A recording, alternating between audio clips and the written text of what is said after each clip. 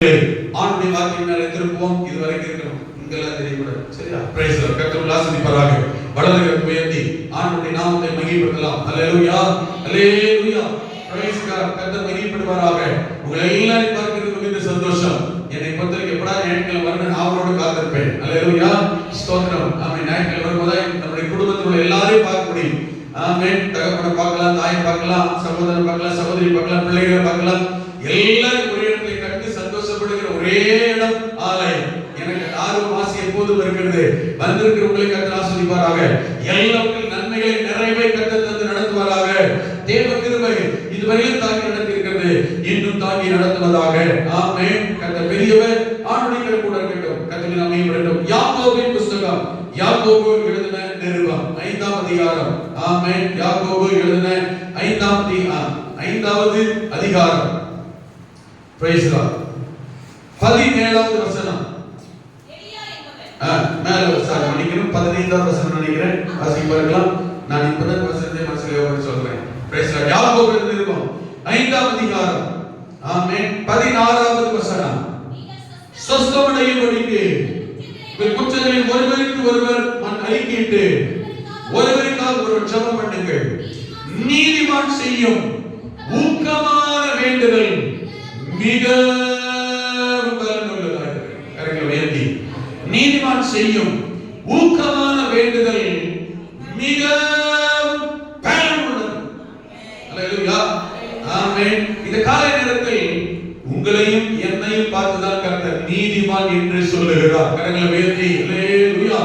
ஏன் அப்படி சொல்லுகிறார் என்றால், நீதிமான் என்கிறவன் ஜெபிக்கிறவன், நீதிமான் என்று சொல்லுகிறவன் ஆமென் வேண்டுதல் செய்கிறவன், விண்ணப்பம் பண்ணுகிறவன். அப்படி என்றால் ஜெபிக்கிறவர்களை கர்த்தர் நீதிமான்களாக பார்க்கிறார். ஜெபிக்கிறவர்களை வேதம் நீதிமான் என்று அழைக்கிறது. அல்லேலூயா.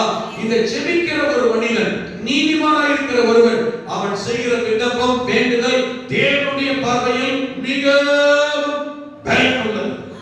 அப்ப நீங்களும் நானும் ஜெபிக்கிறவர்களாக ஆமென் வேண்டுதல் செய்கிறவர்களாக இருக்க ஆண்டவர் நம்மை எதிர்பார்க்கிறார். நாம் நீதிமான் என்றால் அழைக்கப்பட்டவர்கள் என்றால் வேதனைக்கப்பட்டவர்கள் என்றால் ரட்சிக்கப்பட்டவர்கள் என்றால் ஜனத்தை உலகத்தை ஆமென் உலகத்தாரை விட்டு வேதனைக்கப்பட்டவர்கள் என்றால் நீங்களும் நானும் தேவனுடைய பார்வையில் நீதிமான்.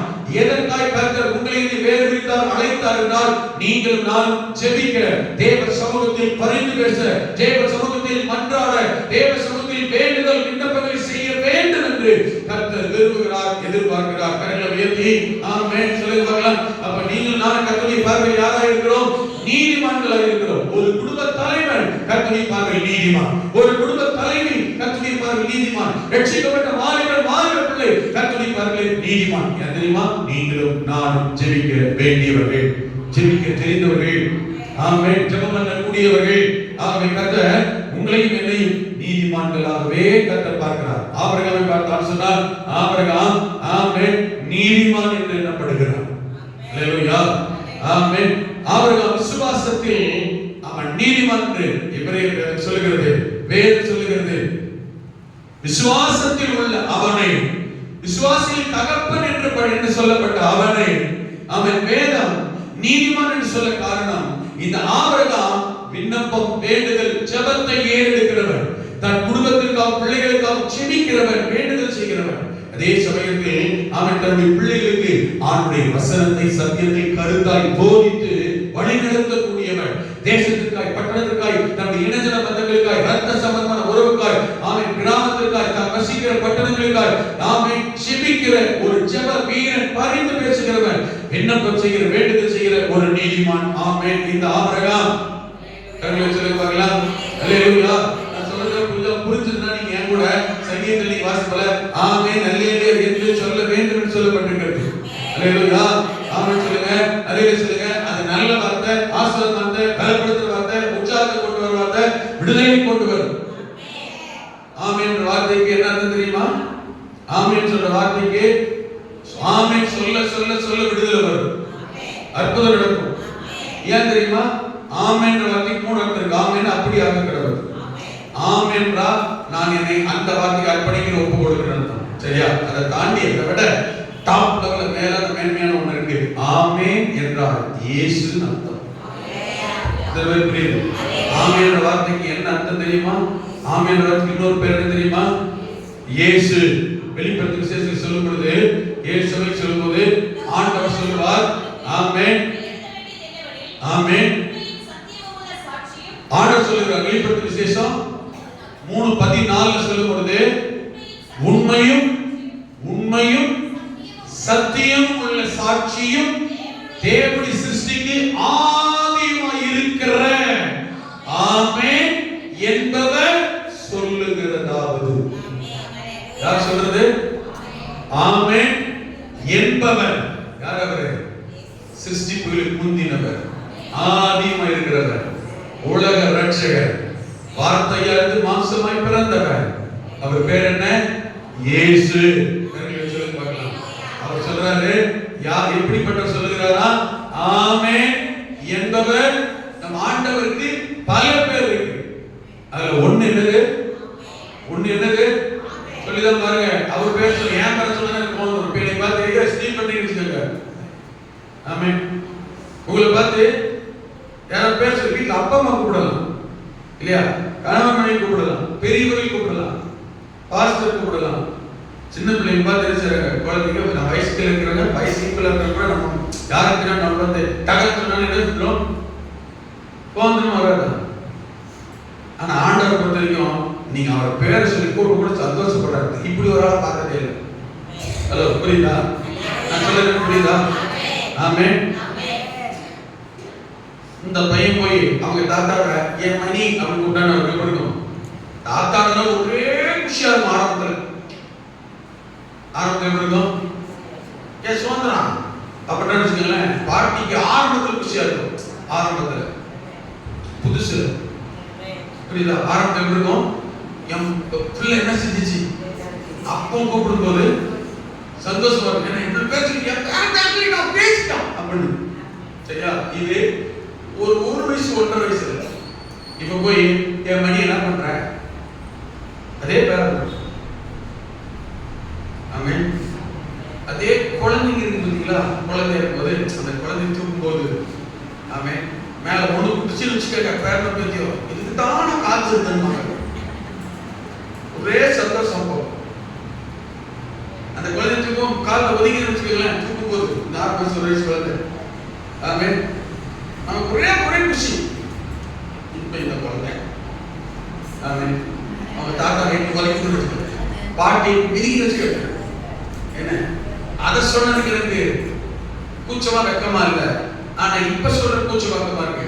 தாத்தா பண்ண உட்கார் மேல பண்ண விட்டுறேன். எப்படி இருக்கு நீங்க கொஞ்சம் யோசிச்சு பாருங்க.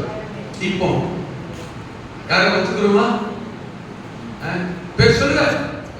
அதிகமா இல்லையா? போகணுமா இல்ல? அப்ப உள்ள சொல்லுங்க. ஃபர்ஸ்ட் டைம் பேசுது, கூப்பிடுது. என்ன?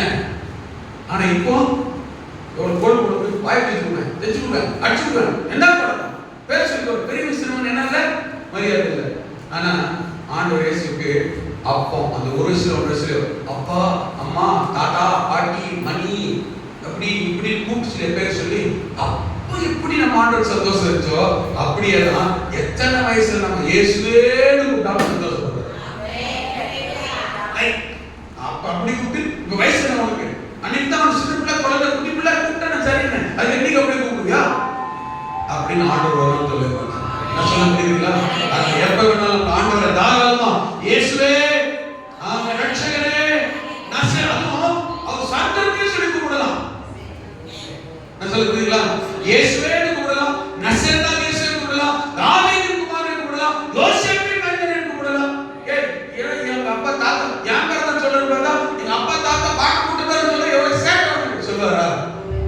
அந்த குழந்தையா கூப்பிட்டா எவ்வளவு பெற்றோர் தாத்தா பாடி மனம் குளிர்தோ அதே போலதாங்க இப்பவும் ஆண்டவர் பார்த்து இயேசுவே இயேசுவே இயேசுவே கூப்பிட்டா மனம் குளிர்கிறது. அந்த இயேசுன்றவருக்கு தான் இன்னொரு பேரு ஆமென் என்பவர். அதனால அடிக்கடி ஆமென் சொல்லுங்க, அல்லேலூயா சொல்லுங்க, இயேசுவே சொல்லுங்க, ஸ்தோத்திரம் சொல்லுங்க, துதிக்கிற சொல்லுங்க, கர்த்தாவே சொல்லுங்க. கர்த்தர் மகிமைப்படுகிறார், பிரியப்படுகிறார், சந்தோஷப்படுகிறார். எந்த காலத்துல எந்த நேரம் ஐசு சொல்லிலும் பேர் சொல்லி கூப்பிட்டா சந்தோஷப்படுகிற ஒரே நபர் நம்முடைய தேவனாகிய கர்த்தர். நம்மை ஆராதிக்கிற நேசிக்கிற நமக்கு பேர் சொல்லி கூப்பிட முழு உரிமை அதிகாரம் கொடுத்திருக்கிற அவர் ஒருத்தர் அல்லேலூயா, அல்லேலூயா, அல்லேலூயா. ஆமென், ஆமென், ஆமென். இயேசுன்னு சொன்னா எப்படி பேய் நடுங்குதோ, இயேசுன்னு சொன்னா எப்படி அற்புதம் நடக்குதோ, இயேசுன்னு சொன்னா எப்படி ரட்சிப்பு வருதோ, இயேசுன்னு சொன்னா எப்படி ஆசீர்வாதம் வருதோ, இயேசுன்னு சொன்னா எப்படி விடுதலை வருதோ, அதே போல ஆமென், ஆமென், ஆமென், ஆமென், ஆமென், ஆமென் சொல்ல சொல்ல சொல்ல விடுதலை வரும், அற்புதம் வரும். எவ்வளவுதான் சொன்னாலும் ஊமை போட்டா நாட்டம் பார்த்தா வரதோட மோசமா தான் போகும். அல்லேலூயா. எப்படி இருக்கணும்? ஆமென், அல்லேலூயா. கண்ணீர் வருதா, அழுதுகிட்டு கூட கண்ணீர் விட்டு ஆமென், ஆமென் சொல்லிடுறாரு. கண்ணீர் தொடப்பார், ஆசீர்வார், நீதிமான். ஆபிரகாம் சொன்ன நீதிமான், இந்த நீதிமான் அவன் விசுவாசியின் தகப்பன், வேறுபிரிக்கப்பட்டவன், அழைக்கப்பட்டவன். இவனை பார்த்து கர்த்தர் சொன்ன காரியம், இவன் தன் பிள்ளைகளுக்கு போதிக்கிறவன் மாத்திரமல்ல, பிள்ளைகளுக்கு ஜெபிக்கிறவன், குடும்பத்துக்கு ஜெபிக்கிறவன், ரட்சிக்கப்படுவதற்காக ஜெபிக்கிறவன், தேசத்திற்காக கர்த்தருடைய சமூகத்திலே ஆமென். ஆதியாகமம் 18:19 படி பெண்ணும் ஆபிரகாம் கர்த்தருக்கு முன்னாடி நின்று கொண்டிருந்து தேவனுக்காய், லோத்துக்காக, சோதோம் கொமோராப்பட்ட ஜனங்களுக்காய் பரிந்து பேசுகிற நீதிமானாய் இருந்தான். இப்படி யாரெல்லாம் பரிந்து பேசுகிறார்களோ அவர்கள் தேவனுடைய மகனை நீதிமான்கள். அவர்கள் ஜெபம் வல்லமை உள்ளது, பலன் உள்ளது, அல்லேலூயா, கிரியை நடப்பிக்கக்கூடியது. யோபு ஆமென் ஒரு தேவனுடைய மகனே நீதிமான். ஆண்டவர் சொன்னார், என் தாசனாகிய யோபு மேல் கவனம் வைத்தாயோ சாத்தானே, அவனை போல ஆமென் தேவனுக்கு பயப்படுகிறவர் அல்லது உத்தமன் சத்தார்கள் தேவனுக்கு பயந்து பொல்லாப்புக்கு விலகுகிற அவனை போல ஆமென். இவனை பார்த்து கர்த்தர் இவ்வளவு மெச்சிக்கொண்ட காரணம் என்னவென்றால், இந்த யோபு ஆபிரகாமை போலவே தன்னுடைய பிள்ளைகளுக்காய், குமாரர்களுக்காய், குமாரத்திகளுக்காய் தேவ சமூகத்தில் தன்னுடைய பிள்ளைகளுக்காய் ஆமென் பரிந்து பேசி ஜெபிக்கிறவர். குறிப்பாய் கவனியுங்கள். இந்த யோபு தன் பிள்ளைகளுக்காய், ஆண்டவரே ஆசீர்வாதத்துக்காக, நன்மைக்காக ஜெபிக்கிறது தவறு அல்ல. ஆனால் வேதத்தில் இருக்கிற நீதிமன்றங்களை குடும்ப தலைவர் தகப்பன்மார்களை பார்ப்பீர்களானால் குடும்பத்தின் நன்மை ஆசீர்வாதத்திற்காகவே ஜெபித்தவர்களோ அதற்காக முக்கியத்துவம் கொடுத்தவர்களோ அல்ல.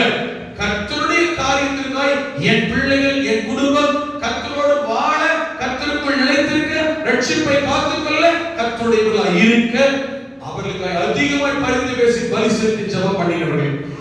ஏன் நேரடியாக இந்த நீதிமான்கள் எல்லாம், கர்த்தருடைய பிள்ளைகள் எல்லாம், குடும்ப தலைவர்கள், தலைவிகள் எல்லாம் நேரடியா என் பிள்ளையை படிப்பா சொல்லியும், வேலையா சொல்லியும், திருமணத்தா சொல்லியும், குடும்பத்தா சொல்லியும், வீடு கட்டணும், உலக பிராமண காரியத்திற்கு எந்த பெற்றோரும் தன் பிள்ளைகளுக்காய் நேரடியாக கர்த்தரிடத்தில் பரிந்து பேசி ஜெபித்ததா வேதத்தை பார்க்கவே முடியாது.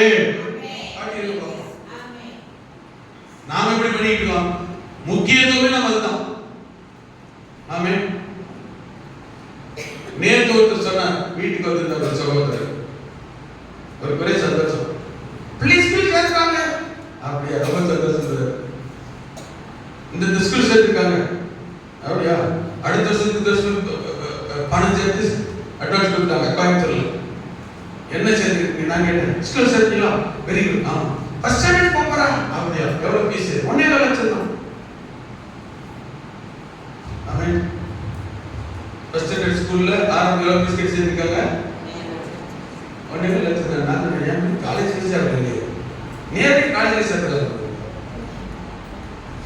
தப்பு இல்லை. ஏன் அவன் சேர்த்து செலவு பண்றேன்னா நல்லா படிக்கணும் இல்லையா, நல்லா படிக்கணும், நல்ல முன்னேறணும், நல்லா இருக்கணும், நல்ல குட். என்ன தப்பு சொல்ல, வெரி குட். என்னோட இன்னொரு கேள்வி, 1.5 லட்சத்து ஒன்னாவது ப்ரீ அட்வான்ஸ் போட்டிருக்காங்க, அட்வான்ஸ் கழிச்சதுக்காக நீ சேர்க்கணும். இது வந்து ஸ்கூல் ஃபீஸ். இதுக்கு பிறகு என்ன நடக்குது? புக் ஃபீஸ், யூனிஃபார்ம் ஃபீஸ், அந்த ஃபீஸ், வேனுக்கு ஃபீஸ்.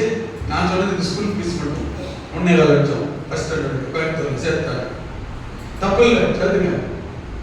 என்னோட இன்னொரு கேள்வி, கர்த்தர் தந்ததில்லை, ஆண்டவர் இல்லை, ஜோம் பண்ணி பிறந்தது இல்லைன்னா அன்னைக்கு ஹாஸ்பிட்டல் சேர்த்து போயிருக்கோம். ஆமென். ஹார்ட் வெளியில் துடிச்சது, பிள்ளைங்க எல்லாரும் உள்ள துடிக்கும். அதுக்கு எப்படி துடிச்சது? கண்ணை திறந்து பார்த்தா சோப்பில் ஹார்ட் வெளியில் மேலே வந்து போகுது. சரியா? கர்த்தர் தந்த பிள்ளை நல்லா படிக்க குட். கர்த்தர் தந்த பிள்ளைய சண்டே ஸ்கூல் முதல் கொடுக்குறீங்களா? ஆண்டுடைய கருத்து சொல்லி கொடுக்குறீங்களா? வேதத்தை கற்றுக் கொடுக்குறதுக்கு ஆமென் முக்கியத்துவம் கொடுக்குறீங்களா? நான் கேட்கறது புரியுது? சர்ச்சுக்கு எப்படி கூட்டு போறீங்களா? வாரந்தோறும் எத்தனை மணிக்கு போறீங்க? வேதத்தில் இருக்கிற எந்த நீதிமானும் என் பிள்ளைய படிப்பா சொன்னாங்களே, பிள்ளை கல்யாணத்துக்கு ஜெபம் பண்ணாங்களே, பிள்ளை வீடு கட்டினாங்களே, தப்பு இல்லை. நான் சொல்ல தவற நினைக்கிறாங்க, தப்பு இல்லை. நீதிமானுடைய பிள்ளை. ஏன் இதெல்லாம் உங்களுக்கு முக்கியத்துவம் கொடுக்கலன்னா, அவங்களுக்கு தெரியும் என் பிள்ளைய கர்த்தருக்குள்ள வந்துட்டா அதுக்கு என்னென்ன தேவையோ, எப்ப தேவையோ, எது தேவையோ எல்லாம் கர்த்தரே செய்வார். நான் ரகசியமே நான் சொல்றேன், நான் புரிஞ்சுச்சுங்களா? அவங்க இது முக்கியத்துவம் கர்த்தருக்கு போயிட்டு இருந்தாங்கன்னா, என் பிள்ளை கர்த்தரை தேடி கர்த்தருக்கு முக்கியத்துவம் ஆரம்பிச்சிட்டா, என் மகனுக்கோ மகளுக்கோ பேரனுக்கோ பேத்திக்கோ 4ஆம் தலைமுறை கூட என்ன தேவையோ அதை கர்த்தரே ஆபிரகாமுக்கு அந்த மகனை கூப்பிட்டு, மகனே உன் பிள்ளை இந்த ஸ்கூல்ல சேர்த்து, இந்த அப்ப அவங்க ஸ்கூல்ல படிப்பு கல்விகள் எல்லாம் நினைக்கிறீங்களா? எல்லாம் இருந்துச்சு. அதெல்லாம் வெளிப்படைச்சு அப்படி சொன்னா நினைக்கிறீங்களா? ஆமே. ஏன் அதெல்லாம் சொல்லி கொடுக்கல? என்ன சொல்லி கொடுத்தா? பலி செலுத்துறது எப்படி, கர்த்தரை தேடுறது எப்படி, ஆண்டவர் ஆராதிக்கிறது எப்படி, கர்த்தர் கீழ்ப்படிகிறது எப்படி, கர்த்தர் எந்த அளவுக்கு தன் மகனை சொல்லி கொடுத்தான்னா, கர்த்தர் வாண்ட் என்ன கேட்டாருன்னா, வாங்கிட்டு உள்ளது ஒன்றும் இல்லை, உன்னையே தெரியுமா? வாட்ட கர்த்தர் எதை கேட்கிறாருன்னா, வாட்ட இருக்கிறது மட்டும் இல்லை, நீ உன்னையே ஒப்புக்கொடு. அதான் பலிபீடத்தில் பலி செலுத்த தன்னை கட்டி பலியாக இருக்கிறது ஒண்ணுமே பேசாத இருந்தால் எத்தனை மடங்கு ஆசை தெரியுமா? 1 2 இல்லை, 100 மடங்கு. இப்ப நான் நினைக்கிறேன், நான் இப்படி இருக்கிறேன், என் மகன் என்னைய விட இன்னும் 1 மடங்கு கூடுதல். அதான் அப்பதே சொல்றேன், கர்த்தர் நம்முடைய எதிர்கால சந்ததிக்கு கர்த்தர் வச்சிருக்கணும் 1 மடங்கு அல்ல, 100 மடங்கு.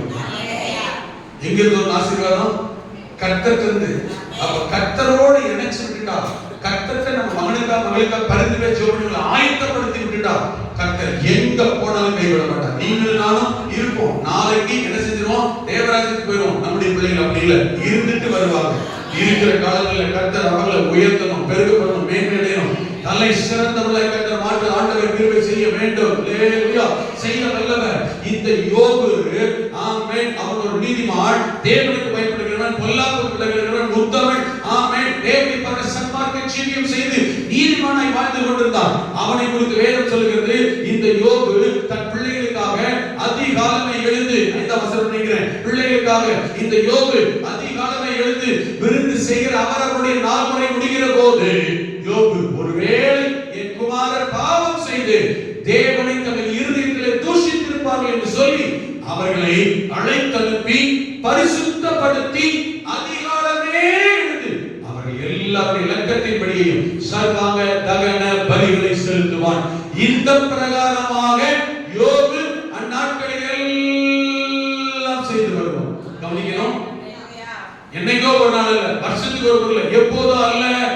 10 பிள்ளைகள் அவனுக்கு, மாசத்துக்கு ஒரு பிள்ளை பிறந்தாங்க, மாதந்தோறும் எப்பெல்லாம் பிள்ளை, ஒரு நாளைக்கு ஒரு மாசத்துக்கு ஒரு பிள்ளை, 2 பிள்ளை ஒரே மாசத்துல கூட நினைச்சிருக்கோம் பர்த்டே வரும். பாவம் செய்திருப்பார்கள் என்று பாவ காரியத்துக்கு போயிட்டு வந்ததுனால சொல்லல. பர்த்டே என்னங்க பாவம் செய்ய முடியும்? சந்தோஷமா சொல்ல கர்த்தரை தூஷிக்க முடியுமா? நம்ம கர்த்தரை எப்ப வந்துக்கிறோம், தூஷிப்போம். எப்போ வரும் ஆண்டவர் வருத்தம் வேற எப்போ வரும்? துக்கமான சொல்ல, கஷ்டமான பாடுபட்டு சோதனை வரும்போது வந்துடும் இல்லையா? என்ன ஆண்டவரை ஜோமணி உண்மையை நடக்குது. எப்போ வரும்? ஜெபம் கேட்கப்படல, வருத்தத்தோடு இருக்கிறோம், வேதனையோடு இருக்கிறோம், வியாதி கலந்து இருக்கிறோம், புலம்பல் வந்துடும், முறுமுறுப்பு வந்தது. எப்போ? துக்கத்துல சோதனையில வேதனையில இருக்கும் போது. இவன் துக்கத்துல வேதனையில சோதனையில ஒரு வேலை என் பிள்ளைங்க ஆண்டவரை தூஷித்திருப்பாங்க, பதில் இருப்பாங்க, அவிசுவாச அறிக்கை செய்வாங்க, துக்கத்தோடு இருக்கும்போது சொல்லல. எப்ப சொல்ல பாருங்க. ஆமென். அவர்களை அழைத்தெழுப்பி பரிசுத்த அவருடைய 4 முறை முடிகிற போது, விசேஷ நேரத்துல, ஃபங்க்ஷன்ல, பர்த்டே ஃபங்க்ஷன்ல, பர்த்டே செலிப்ரேஷன்ல, கல்யாண நாள்ல, விசேஷ நாள்ல, பிள்ளைங்க பிறந்த நாள்ல, சந்தோஷம் கொண்டாடுகிற நாள், சந்தோஷம் கொண்டாடும் போது கூட கவனிங்க, எந்த விதத்திலும் தூஷணமோ கர்த்தருக்கு ஆகாத காரியமோ பிரியமில்லாததையோ ஆமென் வாயிலிருந்து வார்த்தையில் என்ன செஞ்சிடக்கூடாது. சந்தோஷத்துல கூட எந்த சூழ்நிலையிலும் கர்த்தருக்கு விரோதமாய் கர்த்தர் வருத்தப்படுகிற வேதம் நம்ம அறியாமையில் கூட இப்படிப்பட்ட தூஷணமோ கர்த்தர் வருத்தப்படுகிற வார்த்தையோ அவிசுவாச அறிக்கை என்ன செய்யக்கூடாது. சந்தோஷத்தில் கூட எது கர்த்தர் வருத்தப்படுற காரியம் சொல்லிடக்கூடாது. அப்படி ஒருவேளை சொல்லியிருந்தா ஆண்டவர் வருத்தப்படுவாரே, கர்த்தர் துக்கப்படுவாரே, கர்த்தர் பிரியப்பட மாட்டாரே, ஆண்டவருடைய கோபம் பிள்ளைகள் மேல் வந்துடக்கூடாது, கர்த்தருடைய பிரியம் பிள்ளைகள் எடுக்கப்படக்கூடாது. சரி பண்ணணும். என் பிள்ளைகள் ஒருவேளை தவறு செய்திருந்தார், என் பிள்ளைகளுக்காக கர்த்தரை சொல்கிறேன், ஆண்டவர் மன்னிக்க, இரக்கம் பாராட்ட, தேவன் தயை பாராட்ட, கர்த்தர் பாதுகாக்க, ஆசீர்வதிக்க, என் பிள்ளைகளுக்காக நான் பரிந்து பேசுவேன், என் குடும்பத்தாருக்காக நான் பரிந்து பேசுவேன், என் வீட்டாருக்காக நான் பரிந்து பேசுவேன் என்று ஒரு நீதிமானார் தேவ சமூகத்தில் ஆமென் தன்னுடைய குடும்பத்தார் பிள்ளைகளுக்காக பலி செலுத்தி ஜெபிக்கும் அனுபவம் உள்ள நீதிமானாக தகப்பனாக இருந்தவன் இந்த யோபு. ஆமென். இவன் குடும்பத்துக்காக மாத்திரமல்ல, இவன் பிள்ளைகளுக்காக மாத்திரமல்ல, இவன் சுபாவம், இவன் கேரக்டர் மற்றவர்களுக்காக பரிந்து பேசுகிறவன் என்கிறதினால் தான் தேவன் ஆமென் இந்த யோபுவிடத்திலே போய் சொன்னாரு, ஆமென் உன் சிநேகிதருக்காகவும் உனக்கு விரோதமாய் எனக்கு விரோதமாய் பேசின அறிக்கை செய்த விரோதமாய் அறிவித்த உன்னுடைய நண்பர்களுக்காகவும் அவர்கள் மன்னிக்கப்படுவதற்கு, அவர்கள் தேவனுக்கு மனம் திரும்புவதற்கு, அவர்களுக்காகவும் தேவ சமூகத்திலே பரிந்து பேசு என்று யோபு 42 அதிகாரத்திலே வாசிக்கும் பொழுது ஆண்டவர் சொன்னாரு. ஆமென். அவருடைய நண்பர்களுக்கு போய் சொல்லுகிறார், என்ன தெரியுமா, என் தாசனாகிய யோபு உங்களுக்காக என்னிடத்திலே பரிந்து பேசி ஜெபம் பண்ணுவான். ஆகவே நீங்கள் போய் அவனிடத்திலே பலி செலுத்தும்படியால், என்னிடத்திலே அவர் பலி செலுத்தி பரிந்து பேசும்படியால் காளைகளை கொண்டு போய் பலியிடுங்கள். அதனால் நீங்கள் 42 7 காளைகளையும் 7 ஆட்டுக்கடாக்களையும் தெரிந்து கொண்டு என் தாசனாகிய யோபுவிடத்திலே போய் உங்களுக்காக சர்வாக தகன பலிகளை இடுங்கள். என் தாசனாகிய யோபு உங்களுக்காக வேண்டுதல் செய்வான், நான் அவன் முகத்தை பார்த்து உங்களை உங்கள் புத்தியினத்துக்கு தக்கதாக நடத்தாதிருப்பேன். அவன என்ன அர்த்தம்? உங்களை மன்னிக்கிறேன். என்ன மேல சொல்வாரு, என் தாசனாகிய யோபு பேசினதை போல நீங்கள் நிதானமாய் பேசவில்லை. அப்ப கர்த்தரை பரல யோபு அறிவிட்டாலவா, நான் முதற்களவால் பாவம் செய்யலன்னு. அப்ப அந்த பேச்சு கூட தேவனுடைய பரல பாவமாகி விடுகிறது, தேவனை துக்கப்படுத்தி விடுகிறது. இந்த உதட்டு கூட ஆமென் பாவம் செய்து விடுகிறது. இங்க கர்த்தர் சொல்றாரு, என் தாசனாகிய யோபு பேசினதை போல நீங்கள் நிதானமாய் பேசவில்லை. உங்களுடைய வார்த்தை பாவமாகி விட்டது, உங்கள் வார்த்தை அசுத்தமாகி விட்டது. ஆமென். என்னை வெறுப்பேற்றி விட்டது, என்னை கோபமடைய செய்து உங்கள் மேல் ஆமென் உங்கள் மேல் பிரியத்தை எடுத்து விட்டது. அப்ப நீங்க என்ன செய்யுங்க? ஆமென் பலி செலுத்த வேண்டும். உங்களுக்காக ஒருவன் பரிந்து பேச வேண்டும், உங்களுக்காக ஒருவன் பலி செலுத்த வேண்டும். அந்த ஒரு நபர் நீதிமானாகிய யோபு, உத்தமனாகிய யோபு. அப்ப நீங்க ஒரு காரியத்தை கவனிக்கணும், நீங்களும் நானும் தேவனை பார்க்கல நீதிமான் என்றால் நம்முடைய குடும்பத்தாருக்காக பிள்ளைகளுக்காக பரிந்து பேசி பலி செலுத்தி ஜெபிக்க வேண்டியது மிக மிக மிக அவசியமான ஒன்று. அதே போல மற்றவர்களுக்காக, நண்பர்களுக்காக, உறவினர்களுக்காக, மற்றவருடைய ரட்சிப்புக்காக, விடுதலைக்காக, பாவ மன்னிப்புக்காக, தேவனோடு சேர்வதற்காக நீங்கள் நான் தேவ சமூகத்திலே பரிந்து பேசி ஜெபம் பண்ணுவது மிக மிக மிக அவசியமான ஒன்று. அதே சமயத்தில் ஆபிரகாம் போய் கர்த்தர் என்ன சொன்னாரு? ஆபிரகாம் போய் கர்த்தர் சொன்னாரு, என் சிநேகிதன் ஆபிரகாமுக்கு நான் செய்ய போவதை மறைப்பேனோ? ஏன்னா நீ வரப்போற சந்ததிக்கு புத்தி சொல்லுவ, சத்தியத்தில் நடத்துவ, ஜெபம் பண்ணுவ, அதே போல மற்றவர்களுக்காக பரிந்து பேசி ஜெபம் பண்ணுவ. சரியா? இதே எதிர்பார்ப்பதா யோபு கிட்டே கர்த்தர் சொல்றாரு பாருங்க. அவன் நண்பர்களுக்கு சொல்லும்போது என்ன சொல்ல தெரியுமா?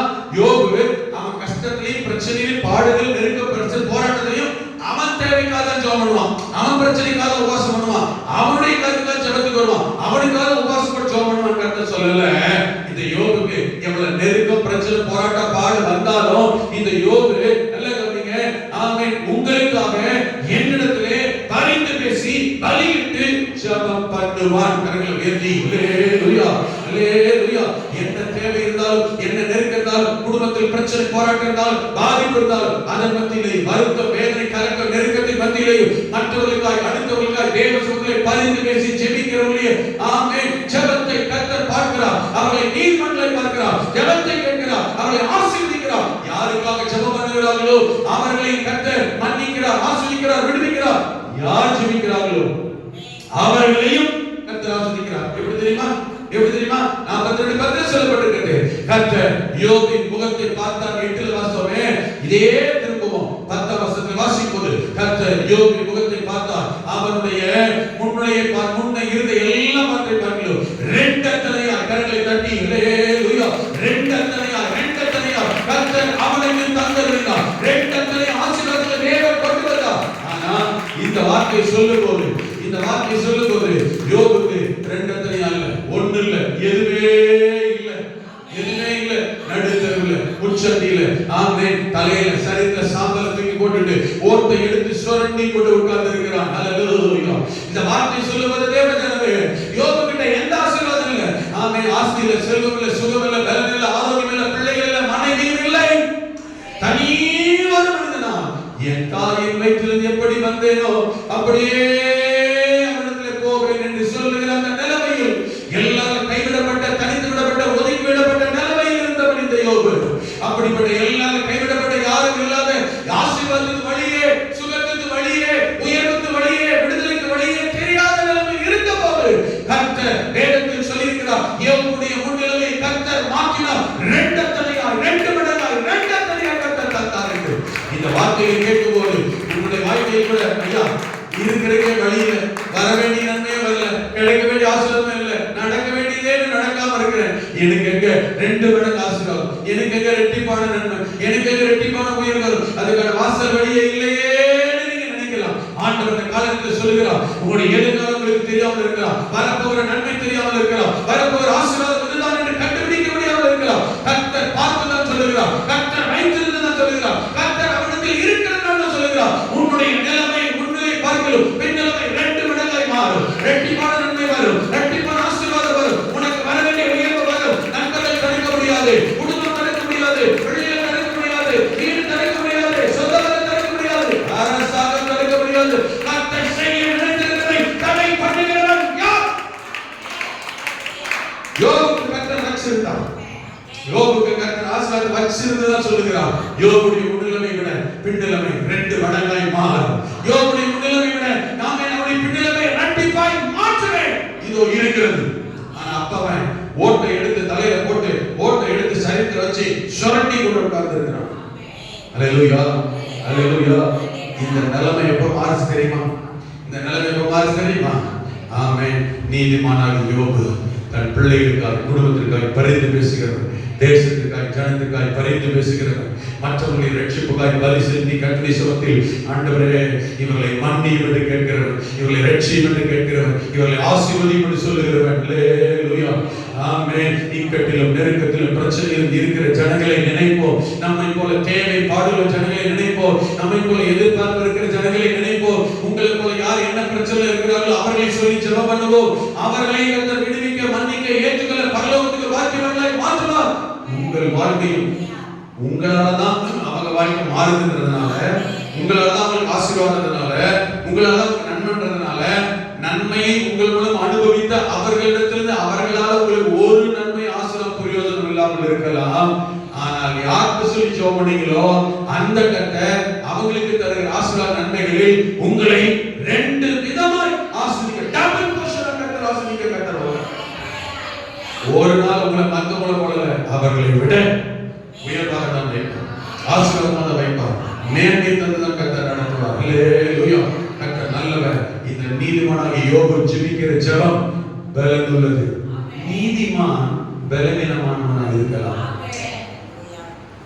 ஆமென். அவன் ஜெபம் மிகவும் பலனுள்ளது.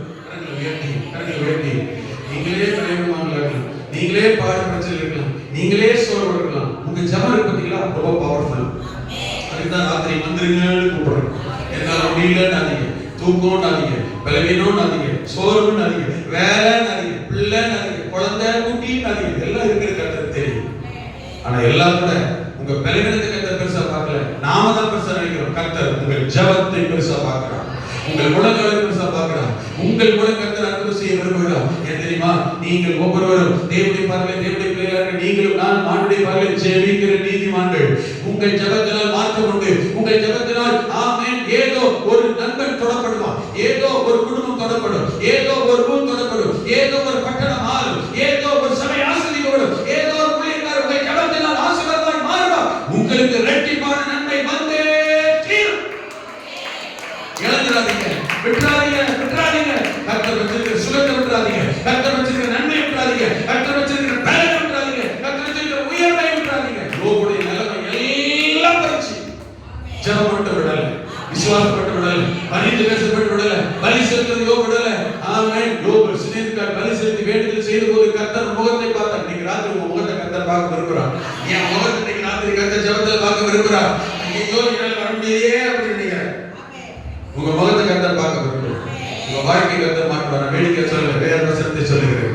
உங்கள் சூழ்நிலைகள் நிலைமைகளை கர்த்தர் மாற்ற வல்லவர். அற்புதம் செய்ய தேவன் வல்லவர். கொர்நேலியு குறித்து வேதத்திலே 10ஆம் அதிகாரத்திலே வாசிக்கிறோம். 24 வசனத்திலே ஒரு புறஜாதியான், யூதன் அல்ல, ஒரு புறஜாதியான், ஒரு நூற்றுக்கு அதிபதி, இத்தாலிய பட்டாளம் என்னப்பட்ட பட்டாளத்திலே நூற்றுக்கு அதிபதி என்று பெயர் கொண்ட ஒரு ஆமென் நூற்றுக்கு அதிபதி இருந்தான். கொர்நேலியு என்று பெயர் கொண்ட ஒரு நூற்றுக்கு அதிபதி. ஆமென். அவன் ஒரு புறஜாதியான், ஆனா ரட்சிக்கப்பட்டவன், தேவனுடைய பிள்ளை, இயேசு விசுவாசத்தை ஏற்றுக்கொண்டவன். ஆமென். இவன் என்ன செய்கிறான் தெரியுமா? அப்போஸ்தலர் 10 வாசிக்கிறோம். யோப்பா பட்டணத்திலே பேதுரு என்கிற ஊழியக்காரன் இருக்கிறான். அவனை நீ வரவழை என்று ஆண்டவர் தூதனை அனுப்பி கொர்நேலியுக்கு சொன்னார். கர்த்தர் சொல்ல பார்க்கலாம். மற்றவங்க பாருங்களே, இவன் யாரு? ஒரு பிரஜாதியான். மற்றவங்க பாருங்க யாரு? இவன் யூதன் அல்ல. மற்றவங்க கர்த்தருடையவன் அல்ல. ஆனா கர்த்தருடைய பாருங்க யார் தெரியுமா? இவன் நீதிமான். வேதத்துல அவர் சொல்லப்பட்டிருக்கிறது. இந்த கொர்நேலியு இரண்டாவது வசனத்தில் வாசிப்பாருங்க. அவனை குறித்து சொல்லப்பட்டிருக்கிறது. இந்த கொர்நேலியு தேவபக்தி உள்ளவனும் தன் வீட்டார் அனைவரும் தேவனுக்கு பயந்தவனுமாக இருந்து ஜனங்களின் பதிந்த தர்மங்களை செய்து எப்பொழுதும் தேவனை நோக்கி ஜெபம் பண்ணி கொண்டிருந்தான். அவனை குறித்து அடுத்த பக்கத்தில் சொல்லப்பட்டிருக்கிறது. அடுத்த பக்கத்திலே இந்த கொர்நேலியு தன் வாழ்ந்த ஜனங்களுக்குள்ளே நீதிமானாய் இருந்தான். அல்லேலூயா. ஆமென். புரியுதா? இந்த கொர்நேலியு யாரு? அவன் நல்லவனும் நீதிமானும் யூத ஜனங்கள் எல்லாராலும் நல்லவன் என்று பேர் பெற்றவனுமாய் இருந்தான். 21 வசனமா? என்ன வசனம் அது? சொல்றோம். அல்லேலூயா. ஆமென் என்றுங்க. Praise the Lord. அவன் மற்றவருடைய பார்வையில் ஆமென் நல்லவன் என்றும் நீதிமான் என்றும் யூத ஜனங்கள் எல்லாரும் நல்லவன் என்று ஆமென் 22 வசனம் பாருங்க. அதற்கு அவர்கள் நீதிமான், தேவனுக்கு பயப்படுகிறவன், யூத ஜனங்கள் எல்லாரும் ஆமென் ஒரு நூற்றுக்கு அதிபதி. எப்படிப்பட்டவனா? நீதிமான். மிகவும் ஜெபத்தில் வல்லமை வழங்கப்படுகிறது, பலனை வழங்கப்படுகிறது. ஒரு பிரஜாதியான் தேவ ஜனங்களா ஆமென் தேவனுடையவன் என்று ஏற்றுக்கொள்ள முடியாத நிலையில் இருந்தவன் கர்த்தருடைய பார்வையில் நீதிமானான், உத்தமனாய், நல்லவனாய், தேவ பக்தி உள்ளவனாய். அல்லேலூயா. ஆமென். இவன் வேத நீதிமான் என்று அறிவிக்கிறது. என்ன தெரியுமா? 24 வசனம் சொல்லப்பட்டிருக்கிறது. பேதுரு வரவழை என்று தேவ தூதன் போய் சொன்னபோது எதற்காக வரவழை சொன்னார்னா, மறுநாளிலே செசரியா பட்டணத்தில் பிரவேசித்தார்கள். பேதுரு போயிட்டார். ஆட்களை கூட்டிட்டு, அவங்களோட விசுவாசிகள் சிலர் கூட்டிட்டு பேதுரு போறாரு. இருக்கும் செசரியா பட்டணத்துக்கு. எங்க? கொர்நேலியு தன் உறவின் முறையாரையும் தன்னுடைய விசேஷித்த சிநேகிதரையும் கூட வரவழைத்து அவர்களுக்காக தன் வீட்டிலே பேதுரு வருகிறதற்காக காத்திருந்தான். அப்படியே கொர்நேலியு வந்தா நீங்களும் நானும் பிரஜாதியாக இருந்து ஆண்டவர் நேசித்துக் கொண்டு கர்த்தரால் அதிகமாய் நேசிக்கப்பட்ட நீதிமான்களாக இருக்கிறோம். தேவன் விரும்புகிறது என்ன தெரியுமா? நீங்களும் நானும் ரட்சிக்கப்பட்டால் மாத்திரமல்ல, தன்னுடைய வீட்டார், நம்முடைய வீட்டாரும் அல்லேலூயா ஆமென் நம்முடைய உறவின் முறையார் ரட்சிக்கப்பட வேண்டும். கரங்களை சொல்லுங்க. நம்முடைய உறவின் முறையார் ரட்சிக்கப்பட வேண்டும். கரங்களை உயர்த்தி அல்லேலூயா. நம்முடைய குடும்பத்தினர்கள், இரத்த சம்பந்த உறவு, கணவன் மனைவி, பெற்றோர், பிள்ளைகள், உடன்பிறப்புகள் நம்முடைய உறவின் முறையார் ரட்சிக்கப்பட வேண்டும் என்று ஒவ்வொரு நாளும் தேவ சமூகத்தில் பரிந்து பேச ஜெபிக்க கர்த்தரிடத்தில் வேண்டுதல் செய்ய வேண்டும். அப்பதான் நீங்கள் நானும் தேவனுடைய பார்வையில் நீதிமான்களாக இருக்கிறோம். இவன் யாரு? புரியுதா? குடும்பத்தாக்காக மட்டுமல்ல, அடுத்தவர்கள் யாரு?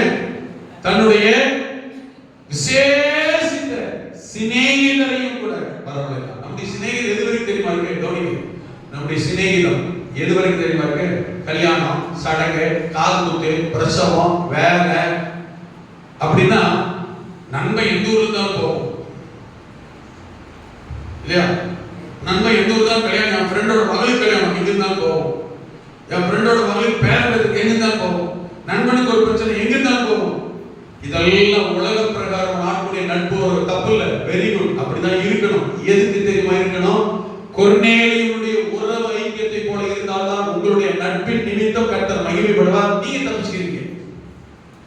போற எந்த நண்பனுக்காகிலும் இந்த கொர்நேலியுக்குள்ள இயேசுவை குறித்து சொல்லி இருக்கிறீங்களா? வெட்கம், பயம். ஏத்துக்கிட்டா என்ன பண்றதுன்னா ஏத்துக்கிறானா இல்லையோ? எதுக்காக அவங்க தேடி போறோம்? ஒரு விசேஷம் போறோம், ஒரு ஒரு ஒரு குடும்பத்தில் சந்தோஷம் போறோம், கல்யாணம் போறோம், நல்ல இருக்கிறது போறோம், நண்பனா இருந்தாலும் அன்பு, உறவு, ஒரு ஃபெலோஷிப், அந்த ஐக்கியம் தான் போறோம். இதெல்லாம் பூமிக்குரியதாக அல்ல. இதையும் தாண்டி ஒன்று இருக்கிறது. அவர்களுக்கு கர்த்தர் வேணும், நண்பர்கள், அவர்களுக்கு ரட்சிப்பு வேணும், அவர்களுக்கு ஆண்டவர் வேணும். நீதிமான் என்றால் நாம் இந்த கொர்நேலியை போல தன்னுடைய விசேஷித்த சிநேகிதரையும் ஆமென் கர்த்தருக்குள்ள கொண்டு வர வேண்டும். நீங்க கிறிஸ்தவர்கள் மதம் தெரியுமா? உங்க நண்பர்களுக்கு நீங்க விசுவாசி தெரியுமா? நீங்க ரட்சிக்கப்பட்டவர்கள் தெரியுமா? உங்க நண்பர்களுக்கு என்றாலும் இயேசுவை குறித்து சுவிசேஷம் சொல்லிருக்கீங்களா? இயேசு குறித்து சுவிசேஷம் சொல்றதா ஏன் அவ்வளவு பயம், ஏன் அவ்வளவு வருத்தம், ஏன் அவ்வளவு தைரியம்? கெட்ட வார்த்தையை சொல்லித்தரோம், நரகத்தை கொண்டு தலை சொல்றோம். ஏன் சொந்த பந்தங்களுக்கு, ஜாதி ஜனங்களுக்கு, நண்பர்களுக்கு, உறவினர்களுக்கு இயேசு நமக்கு உங்களுக்காக ஜெபம் சொல்ல ஏன் தயக்கம்? அப்ப நீங்க தவறான இடத்துல இருக்கீங்களா? உங்க நம்பிக்கை தப்பா? அப்புறம் ஏன் நன்மையை ஒரு புடவை எடுத்தோன்னு சொல்றது, போன் பண்ணி சொல்றது? புடவை விடவா ரட்சிப்பு கேவலமா போச்சு? சுடிதார் விடவா ரட்சிப்பு கேவலமா போச்சு? நகை நட்டை விடவா ரட்சிப்பு அவ்வளவு கேவலமா போச்சு? விசேஷத்தை விடவா நகை நட்டு அவ்வளவு கேவலமா போச்சு? ஏன் சொல்ல தயங்குகிறோம்? என்ன தடுக்குது? செல்ஃப் பிரஸ்டீஜ், சுய கௌரவம் தடுக்கிறது. அப்போ ரட்சிப்பு என்பது உங்க சுய கௌரவத்தை தடுக்கிறதுனால அதை விட கேவலமா? உங்க கௌரவம் அதை விட ரட்சிப்போட பெருசா? உங்களுடைய மதிப்பு மரியாதை பரலோகத்தோட பெருசா? உங்களுடைய அபிஷேகம், அழைப்பு, நீங்கள் பெற்ற ரட்சிப்பு நித்திய ஜீவனை விட ஆமென் பெருசா? அல்லேலூயா. ஒன்று தெரியுமா? ஐயோ இவங்க கிட்ட சொன்னா நம்ம தப்பா நினைப்பாங்க, பகைப்பாங்க, வெறுப்பாங்க, இருப்பாங்க, நம்ம அடுத்து சேர்க்க மாட்டாங்க, சொல்ல மாட்டாங்க, கூப்பிட மாட்டாங்க. சொல்லாம நீங்க வச்சுக்கோங்க, பரலோகத்துல உங்களுக்கு கத்தர் விட மாட்டாங்க, சேர்க்க மாட்டாங்க. அது தெரியுமா? கட்டாயம் நடக்கும். நான் சொல்லல, சொந்தக்கார வீட்டுக்கு போனீங்க, உங்களுக்கு இயேசு கவலைப்படாதீங்க, ரட்சிப்பு என்ன, சுவிசேஷம் என்னங்க, கட்டாயம் குண்டு கிட்ட தூக்கிட்டு வருதா, கடத்தையை போட்டு சொன்னாரு? இல்லைங்க. ஒன்று தெரியுமா? நீங்க போய் சந்திக்கிற எவ்வாறா இருந்தாலும், எப்பேற்பட்ட மனிதனாலும், யாரா இருந்தாலும் ஆமென், அவன் வாழ்க்கையில் பிரச்சனை, போராட்டம், கவலைன்னு இல்லாம இருக்காது. அவங்க ஈஸியா இயேசு சொல்றது தெரியுமா?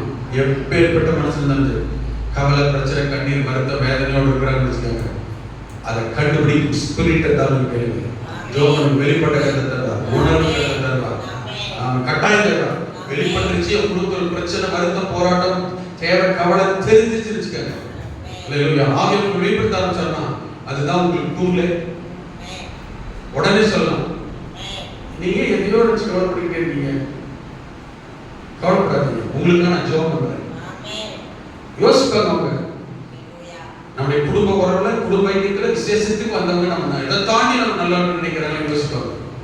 சொல்லுங்க, உங்களுக்கு ஜெபம் பண்றேன், ஆண்டவங்களுக்கு அற்புதம் செய்ய கவலைப்படாதீங்க, நான் உங்களுக்காக ஜெபம் பண்றேன். நீங்களும் கொஞ்சம் ஆண்டவர் நம்புங்க, ஜெபத்தை நம்புங்க, வாழ்க்கை அற்புதம் நடக்கும்.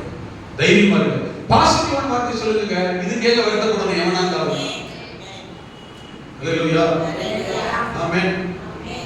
எம்எல்ஏ ரட்சிக்கப்படல, என்ன இயேசு ஆராதிக்கல, இயேசு பிடிக்குதுன்னு தெரியாது, பிடிக்கும் அவருக்கு, இயேசு ஆராதிக்கல, ஏத்துக்கல, சாமியார் மனமெல்லாம் தான் வச்சிருக்கிறாரு. நாங்க போனோம், பிரியமான ஆத்மா வாழ்க்கைக்குள்ள எல்லாரும் சுகமா போர்டு எடுத்து போனோம். போய் பாருங்க, ஆபீஸ்ல ஒருத்தர் பேரோட போர்டு இருக்கு. சேர்க்க மாட்டாங்க, வைக்க மாட்டாங்க, நான் பிடிக்காது, நான் கூப்பிட்டு வர மாட்டாங்க. ஆனா சொல்ல வேண்டியது யாருக்கு வேணும்? போனோம், போர்டு கொடுத்தேன், அடிச்சேன். ஐயா ரொம்ப சந்தோஷம் நீங்க ஊர்ல இருக்கிறது. அவர் வராது அடிச்சு நான் எடுத்து அடுத்து நீங்க தான் மினிஸ்டர். உங்களுக்காக ஜெபம், நீங்க இன்னும் நல்லா இருக்கணும், உங்களுக்காக ஜெபம் பண்ணணும். ஆண்டவர்களை நேசிக்கிறார், ஏன்னா அவர் உங்களுக்காக ரத்த சிந்திக்கிறார். உங்களுக்கு தெரியும், அவர் திருப்பி எங்களுக்கு சொன்னார். கொரிந்தியர் 13ல பவுல் இப்படிதான் பவுல் அடிகள் எழுதி வச்சிருக்கிறார். அன்பு, அந்த அன்பு எனக்கு நல்லா தெரியும். இயேசு சொன்னார், பாராட்டாது. நாளைக்கு என்னை பார்த்து ஆண்டவர் கேட்பாராங்க, ஏன்னா அந்த ஒரு பிள்ளையை கேசு போய் சொன்னியா?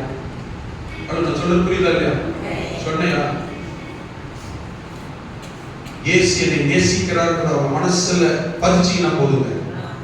இயேசு எனக்கு அவன் உயிர் கொடுத்தான்ற அவன் உள்ளத்துல வச்சுட்டா போதுங்க, ரத்தப்படி தப்பிடுவோம். ஹலோ, நான் சொல்ல கரையை தரதல் எப்பேற்பட்ட எவ்வளவு பெரிய ஆபீசர் சொல்லி நம்ம கொண்டு வர முடியும் தெரியுமா? பாசிட்டிவா சொல்லும் போது நீங்க நெகட்டிவா திங்க் பண்றீங்க. நெகட்டிவ் என்ன தெரியுமா? அவங்க விரும்பாதன்னு சொல்றது. அவங்க விரும்பாதன்னு சொல்றது ஒண்ணு, அவங்க எதை நம்புறாங்களோ அதை தாக்குறது. சிம்பிளா உங்களுக்கு சொல்றேன், பயங்கர பக்தி வைராக்கியம் ஒருத்தர் இருக்கிறாங்க. ஒரு அம்மா அவங்க கிட்ட போய் வந்த உடனே என்ன செய்யுது?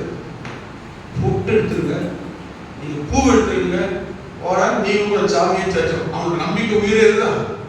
அப்ப அவங்க நம்பிக்கை என்ன செய்யக்கூடாது? எடுக்கிற மாதிரி நமக்கு எடுத்து வைக்கிற பிரச்சனை இல்லை, இயேசு உள்ள வைக்கிறது தான் முக்கியம். இதுதான் நிறைய பேர் பண்ண. அதுக்கு தான் பயமே, அதுக்கு தான் நம்ப மாட்டேங்கிறான், அதுதான் அவங்க ஏற்றுக்க மாட்டேங்கிறான், அதுதான் அவங்க அடிக்கிறான். நான் சொல்ல புரியுதா? ரெண்டாவது அவங்களோட பிரச்சனை பாதிப்பு என்ன அதை யோசிக்கணும். மறுபடியும் சொல்ற கவலை பிரச்சனை இல்லாத உலகத்தில் கிடையாது. இந்தியாவில் இருக்கிற மத மனுஷனுக்கு கடைசி கொலை பிரச்சனை இருக்கு. அது என்னன்னு கேளு, நான் சொல்றேன். உங்களுக்கு உண்மையில பார்க்கறத கட்டாயமா சொல்றேன். அல்லேலூயா, ஆமென். நம்ம கெட்ட வார்த்தை சொல்லி செபிக்கலையே, உங்களுக்கு ஜெபம் பண்றேன். நீங்க ஏதோ ஒரு பிரச்சனையிலே இருக்கிறீங்க, உங்க அந்த பிரச்சனை மாறும். நான் உங்களுக்கு ஜெபம் பண்றேன், கர்த்தர் மாற்றுவார். ஒண்ணுல ஆர்டர் அடுத்து உங்களை எப்படா பாப்பன்னு சொல்லுவாங்க, உங்களுக்கு ஃபோன் பண்ணுவாங்க, உங்களுக்கு கூப்பிடுவாங்க, பிரச்சனை பேச ஆரம்பிச்சுவாங்க. ஜெபம் அடுத்து வாங்கன்னு சொல்லுங்க, வந்துருவாங்க. போதும், விதைச்சிட்டா போதும். உள்ளத்துல நம்ம எடுத்து போடுறது, பெருக்கி போடுறது அவருக்கு ஆண்டவர் கொடுத்து. நான் சொல்லுறீங்க, விதைக்க வேண்டியது யாரோடது? இல்லையா? இந்த கொர்நேலி விசேஷமான தன்னுடைய நண்பர்களையும் வரவழைத்து கர்த்தர் நாங்கள் அடிக்கடி பேசிக்கொண்டே இருக்கிறார். உடைய குடும்பத்தார், உறவினர், நண்பர்கள் ஜெபிங்க, சொல்ல வேண்டும், சொல்லுங்க, சொல்லிட்டு தெருவில் இருக்கிறாங்க. இவன் ஞானஸ்நானம் எடுத்து சபையில் அங்கமாகிற அளவுக்கு அன்னைக்கு மாற்றம் நடந்தது. அவன் மட்டும் இல்ல, பாருங்க, அவனும் அவனுடைய வீட்டார் வந்தாங்க இல்லையா, எல்லாரும் அன்னைக்கு ராத்திரியே ஞானஸ்நானம் எடுத்தார். கரங்களை சொல்லி பார்க்கலாம். ஒரு குடும்பத்தை நிமித்தம், ஒரு நபர் நிமித்தம், ஒரு நீதிமான், ஒரு கொர்நேலி நிமித்தம், அல்லேலூயா, ஒரு குடும்பம், ஒரு பட்டணம், நண்பர்கள், உறவினர்கள் மனம் திரும்ப ரட்சிக்கப்படுவார்கள் என்றால் பரலோகம் மகிழ்கிறது. கீழே வசனத்தை வாசிப்பாங்க. பேதுரு இந்த வார்த்தைகளை வசனங்களை பிரசங்கித்துக் கொண்டிருந்த பொழுதே பரலோகத்திலிருந்து ஆமென் பரிசுத்த ஆவியானவர் இறங்கினார். அவர்கள் ஒவ்வொருவரையும் நிரப்பினார், அவர்களை தொட்டார். வல்லமை வரங்களால் அபிஷேகத்தால் கர்த்தர் அந்த குடும்பத்தை கொர்நேலியை கர்த்தர் நிரப்பினார். தேவன் உங்களை நிரப்ப வல்லவர், ஆசீர்வதிக்க வல்லவர், பலப்படுத்த வல்லவர். பரலோகத்தின் வல்லமையினால் அபிஷேகத்தால் கர்த்தர் உங்களை நிரப்பி ஆசீர்வதிக்க தேவன் வல்லவர். கரங்களை உயர்த்தி அல்லேலூயா. இந்த காலை நேரத்தில் ஆமென். தேவனுடைய ரகசியம் நீதிமான்களிடத்தில் இருக்கிறது. தேவனுடைய ரகசியமுடைய பயந்தவர்களிடத்தில் இருக்கிறது. கர்த்தர் உங்களையும் உங்கள் பிள்ளைகளையும் கர்த்தர் ஆசீர்வதிக்க, பாதுகாக்க, பயன்படுத்த, உங்களால் உங்களுடைய குடும்ப வாழ்க்கை எதிர்கால சந்ததி உயர்த்தப்பட கர்த்தர் வல்லவர், ஆசீர்வதிக்க விரும்புகிறார். உங்களை தேவன் பயன்படுத்த விரும்புகிறார். உங்களை கர்த்தர் பலப்படுத்த விரும்புகிறார். நீதிமான்களை பார்க்கிற கர்த்தர் நீதிமான் செய்யும் ஊக்கமான வேண்டுதல் மிகவும் பலன் உள்ளது. பிள்ளைகளுக்காய் ஜெபிங்கள், குடும்பத்திற்காய், உறவினருக்காய் ஜெபிங்கள், மற்றவர்களுக்கு ஆண்டவரின் சுவிசேஷ ரட்சிப்பை அறிவிங்கள். கர்த்தர் கட்டாயம் கைவிட மாட்டார், மார்க்கம் தருவார். ஒரு ஆபிரகாமை போல நீதிமானை சந்ததி ஆசீர்வதிக்கிறவர், யோபுவை போல இரட்டிப்பான நன்மைகளை தந்து உங்கள் வாழ்க்கையை உயர்ந்து ஆசீர்வதிக்க கர்த்தர் வல்லவர். கொர்நேலியை போல பரலோகத்தை திறந்து பரலோகத்தை ஆசீர்வாதத்தால் நிரப்ப உங்களை கர்த்தர் பலப்படுத்த, உங்கள் குறைவை நிறைவாக்க வல்லவர். உங்கள் சூழ்நிலை எதுவானால் கர்த்தர் மாற்றுவார். உங்கள் பிரச்சனை எதுவானால் கர்த்தர் மாற்றுவார். உங்கள் சூழ்நிலையிலும் பிரச்சனையிலும் தேவையிலும் குறையிலும் உங்களை ஆசீர்வதிக்கிற கர்த்தர் தடை இல்லை. உங்கள் ஆசீர்வதிக்க கர்த்தர் தடை இல்லை. ஏன் தெரியுமா? நீங்கள் நீதிமான். ஏன் தெரியுமா? நீங்கள் ஜெபிக்கிறவர்கள், பரிந்து பேசுகிறவர்கள், ஜெபியுங்கள், பரிந்து பேசுங்கள். கர்த்தர் அற்புதமான நன்மையான காரியங்களை செய்வாராக. வலதுகரம் உயர்த்தி ஆண்டவரை பார்த்து இந்த காலை நேரத்தில், ஆண்டவரே எங்களை முழுவதும்